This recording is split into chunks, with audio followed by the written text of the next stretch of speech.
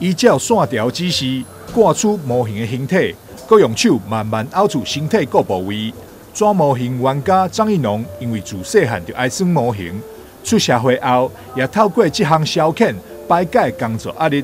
但传统的模型定定爱开上数千数万的金钱。有一届发现到纸模型不但价销较亲民，而且还会当家己印制，所以8当前开始投入纸模型的领域。张义农讲，虽然算纸模型较省钱，但是爱做出有水准的作品，嘛是需要1、2天的时间。当初看着那个钢铁人，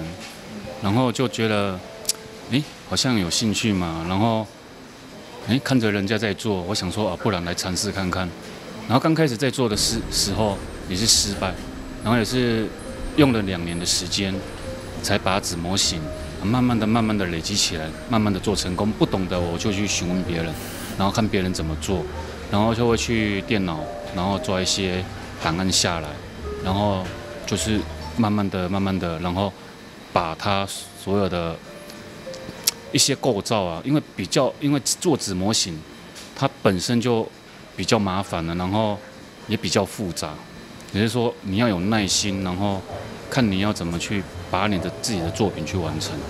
虽然是纸做的模型，但是为了会当长久收藏，张义农也清理研究方法，替模型加入支架。伊表示，甚至会当放上1日1当拢袂歹去。像我做这一只七龙珠来讲的话，它里面的构造，然后它里面的支架，你要怎么样说？